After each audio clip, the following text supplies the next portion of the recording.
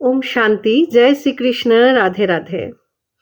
আজকে একটা বিশেষ বিষয় নিয়ে কথা বলার কথা মনে হলো।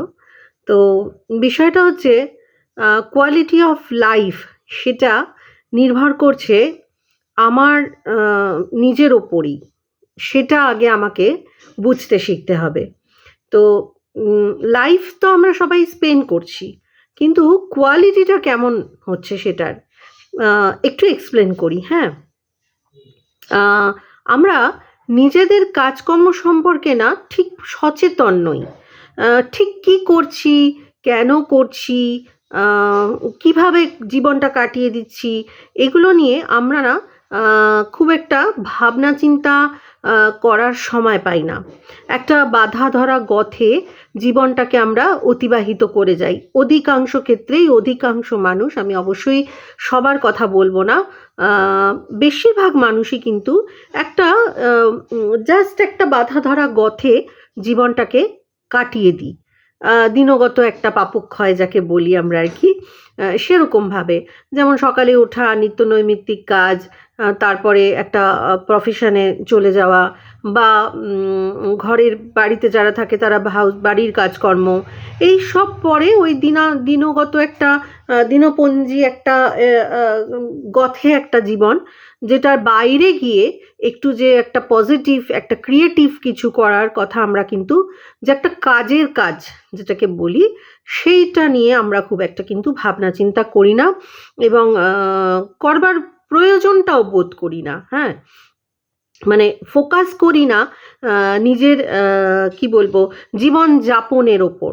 হ্যাঁ, চলছে, যেমন চলছে তেমনভাবে চালিয়ে দিই আর কি। এবং খুব খুব একটা স্যাটিসফ্যাকশন থাকে আমাদের অধিকাংশের ক্ষেত্রেই, যে চলছে চলুক।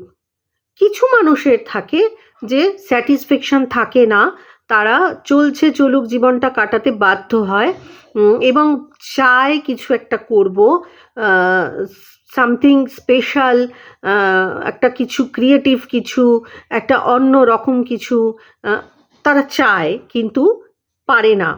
কারণ জীবন তাদের নিত্য নৈমিত্তিক গথে চলতেই বাধ্য করে। আমরা কিন্তু সবাই চাই জীবনের মানটাকে কি বলবো, উচ্চতর করতে। প্রত্যেকেই চাই সেটা, কিন্তু সেটার জন্য ঠিক কি করা উচিত আমার, সেটা নিয়ে কিন্তু আমরা ভাবনা চিন্তা মোটেই করি না। বা প্রথমেই সেটার জন্য যেটার অভাব আমাদের চোখে পড়ে সেটা হলো আত্মবিশ্বাসের। মানে সেলফ কনফিডেন্সটা এক্ষেত্রে কিন্তু একটা বড় ব্যাপার, সেটা আমাদের অধিকাংশের কাছে কিন্তু নেই। খুব কম মানুষ দেখা যায় যাদের মধ্যে এক্সট্রিম লেভেলের সেলফ কনফিডেন্স থাকে, এবং yes I can do it, এটা বলার ক্ষমতা খুব কম মানুষের থাকে। আমি পারবই, আমরা বেশিরভাগ মানুষই না আমি পারবো কি পারবো না এরকম একটা দোলা চলে, জীবনটা কিন্তু কাটিয়ে দিই। স্বামী বিবেকানন্দ এক জায়গায় বলেছিলেন যে যার নিজের ওপর বিশ্বাস নেই সে হলো পৃথিবীর সব থেকে বড় নাস্তিক। কারণ যখন জীবনে একটা দোলাচল সৃষ্টি হবে, সে সবার আগে ভগবানের উপরেও প্রশ্ন তুলবে, কারণ তার বিশ্বাস নেই, তার নিজের উপর বিশ্বাস নেই, নিজের পরমেশ্বরের ওপর বিশ্বাস নেই, নিজের ইষ্টের ওপর তার বিশ্বাস নেই। তো কাজেই এটা খুব বড় এবং দামি কথা, যে যার নিজের ওপর বিশ্বাস নেই সে পৃথিবীর সব থেকে বড় নাস্তিক। সেলফ কনফিডেন্স হচ্ছে স্বয়ং ঈশ্বরের ওপর বিশ্বাস। নিজেকে এটা বোঝানো দরকার যে সারাদিন আমি ঈশ্বর ঈশ্বর করে যাচ্ছি, কিন্তু নিজের ওপরে কোনো ভরসা নেই, নিজের কাজের ওপরে কোনো ভরসা নেই। তাহলে দেখবে জীবনে যখন মানে একটা কি বলবো, একটা ডাইডোল আসবে, একটা যখন সিচুয়েশানটা বেশ কঠিন হবে, তখন আমি বলবো যে ঈশ্বর তুমি আমার সাথে এরকম করলে, বা ঈশ্বরের বিশ্বাসটাও তখন কোথাও একটা টলে যাবে, যে তখন মনে হবে যে তুমি কেন করলে, তুমি দায়ী, একটা দায়ী করার একটা টেন্ডেন্সি ঈশ্বরকে আমরা, যেটা আমাদের সবার মধ্যে দেখা যায় কম বেশি। তো না, ঈশ্বর আছেন, তিনি সবটা সামলে নেবেন, এই বিশ্বাসটা আমরা কিন্তু রাখতে পারি না, কারণ নিজের ওপরেই তো বিশ্বাস নেই, তাই না? নিজের ওপরে যে দৃঢ় বিশ্বাসটা সেটাই তো নেই। তাহলে ঈশ্বরের ওপর বিশ্বাস আসবে কি করে? তো নিজের ভাবনা চিন্তার ওপর সবচেয়ে আগে বিশ্বাস করাটা কিন্তু ভীষণ প্রয়োজন, এবং তার জন্য যেটা আরও বেশি প্রয়োজন সেটা হলো লিভিং কনসাসলি, অর্থাৎ কি না, কি করছি, কেন করছি, কি জন্য করছি, কিভাবে করছি, কি পজিটিভ কাজের মধ্যে দিয়ে আমি জীবন কাটাচ্ছি, এগুলো কি বলবো, একটা ভাবনার চিন্তা করা, এটার ভীষণ রকম কিন্তু প্রয়োজন আছে। তারপরে আমি কেমন, সেটা মেনে নেওয়া, মানে আমি মানুষটা কেমন, হ্যাঁ, সেটার ওপর একটা জোর দেওয়া। আমি মানুষটা কেমন সেটার উপর একটা জোর দেওয়া, মানে সেটাকে একসেপ্ট করে নেওয়া যে আমি যেমন আমি সেরকমই আর কি, এটার উপর একটা যে জোর দেওয়া, এটাকে মেনে নিতে শেখা। আমার নিজের দোষ, আমার নিজের ভুল ত্রুটি, আমার নিজের গুণ, সবটা সম্পর্কে একটা অ্যাওয়ারনেস, এটা থাকাটা, মানে দোষ গুণটা আমরা সবাই মেনে নিই, কারণ নিজের গুণটা আমরা সবাই জাহির করতে চাই, কিন্তু নিজের দোষটা কোথায় সেটা খুঁজে বার করা, এটারও ভীষণ রকম প্রয়োজন আছে।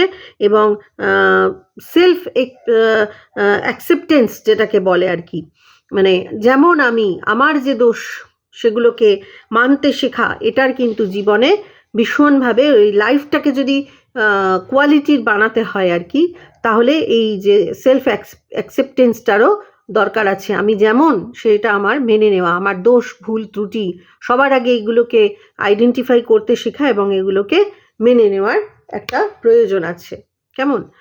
আর এরপরে যেটা প্রয়োজন সেটা হলো নিজেকে প্রকাশ করা। আমি কি পারি, কি চাই, সেটা বলতে পারার অভ্যাস। হ্যাঁ, এটাও সবার মধ্যে থাকে না। হ্যাঁ, যে আমি যেটা যেটা পারি সেটাকে দিয়েই একটা কিছু করব।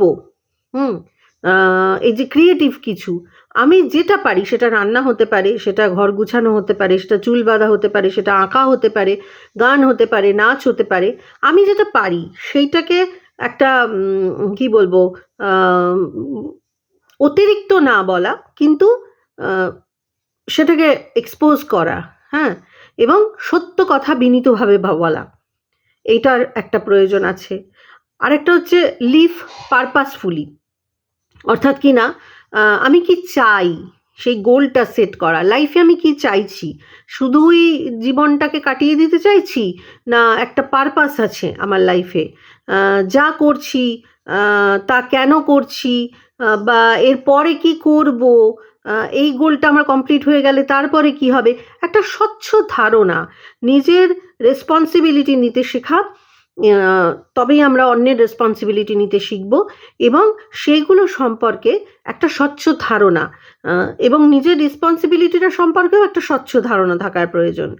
হ্যাঁ, মানে আমি কেমন সেটা সম্পর্কে একটা ক্লিয়ার একটা ধারণা থাকার কিন্তু ভীষণ রকম প্রয়োজন আছে। আর যেটা ভীষণ দরকার লাস্টলি, সেটা হচ্ছে শ্রদ্ধা, নিজের ওপর শ্রদ্ধা, এবং সেলফলেসনেস, একটা সেলফিশ হলে চলবে না জীবনে, জীবনে একটা সেলফলেস হওয়াটা ভীষণ রকম প্রয়োজন। মানে সবসময় কি বলবো, আত্মকেন্দ্রিকতাটা একটা মারাত্মক বাজে জিনিস। শ্রদ্ধা রাখো নিজের ওপর বিশ্বাস রাখো, ভরসা রাখো, কিন্তু নিজের ওপর অযথা অহংকার রেখো না, বা নিজের কি বলবো, মানে একটা অহংবোধ, আত্মকেন্দ্রিকতা, এটা থাকলে কিন্তু জীবনে তুমি কোনোদিন নিজেকে মেলে ধরতে পারবে না, কোনোদিন এগিয়ে যেতে পারবে না। সব সময় মাথাটা নত করে চলা শিখতে হবে, বিনয়ী হওয়া যেটাকে বলে আর কি, বিনয়ী হওয়াটা না জীবনে খুব প্রয়োজন আছে। মানে প্রত্যেকটা জিনিসের দেখাটা ভারসাম্য, বিনয়ী মানে অতি বিনয়ী নয়, আবার এমন নয় যে বিনয়ের শুদ্ধ নেই, আবার এমন নয় যে নিজেকে প্রকাশ করব না আমি বিনয়ী বলে, নিজের গুণটাকে আমি প্রকাশ করব না, একটা কনফিডেন্স নিয়ে সব কিছু একটা ব্যালেন্স করে চলা। হ্যাঁ, মানে একটা যে একটা ভালো মানুষ হতে গেলে একটা কনফিডেন্স লেভেলটাকে হাই করার কিন্তু একটা প্রয়োজন আছে। হ্যাঁ, তবেই কিন্তু আমরা একটা কোয়ালিটির জীবন, লাইফের একটা যে লাইফটা একটা কোয়ালিটি হবে আর কি। তো এটার খুব প্রয়োজন। কিছুই না, আমি হয়তো বিশাল কেউকেটা কেউ নই, কিন্তু তবুও আমার জীবনের মানটা যেন উন্নত হয়, সেই উন্নত করাটা কিন্তু আমার হাতেই। তো চলো আজ থেকে আমরা এই ব্যাপারগুলো একটু খেয়াল করি, একটুখানি পারপাসটা ভেবে চলি, কেন, কী জন্য, কিভাবে এই নিজের গুণটা প্রকাশ করা। এই যে বইয়ে পয়েন্টগুলো এতক্ষণ বললাম, দরকার হলে একবারের জায়গায় 3বার শোনো এবং বোঝার চেষ্টা করো যে ঠিক কি বলতে চাইছি, যে জীবনটাকে একটা পারপাসফুলি যাপন করা আর কি, যেমন তেমন করে যাপন করা নয়। এবং সেটা কেন প্রয়োজন, কিভাবে করব, এই যে একটা সামান্য ছোট্ট আলোচনার মাধ্যমে আমি এটাই আজকে তোমাদের কাছে পৌঁছে দিতে চেষ্টা করলাম, যে খুব সাদামাটা জীবনযাপনের মধ্যেও কিন্তু এই পারপাসগুলো থাকা খুব প্রয়োজন। তো অবশ্যই সবাই জানিও ভিডিওটা কেমন লাগলো এবং নিজস্ব মতামত জানিও এ সম্পর্কে, যেটা আমাকে ভীষণ উৎসাহ দেয়। কমেন্ট সেকশানে তোমাদের একটা কি বলবো, একটা মতামত দেখলে মূল্যবান, আমার কাছে সেটা অনেক। তো অবশ্যই সবাই নিজের মতামতটা কমেন্ট সেকশানে এই ব্যাপারে রেখো। প্রত্যেকের তো আলাদা দৃষ্টিভঙ্গি হয়, তো অবশ্যই যার যার দৃষ্টিভঙ্গি আমাকে জানিও। সবাই ভালো থেকো, সুস্থ থেকো এবং জীবনটাকে পারপাসফুলি যাপন করার চেষ্টা করো। ওম শান্তি, জয় শ্রীকৃষ্ণ, রাধে রাধে।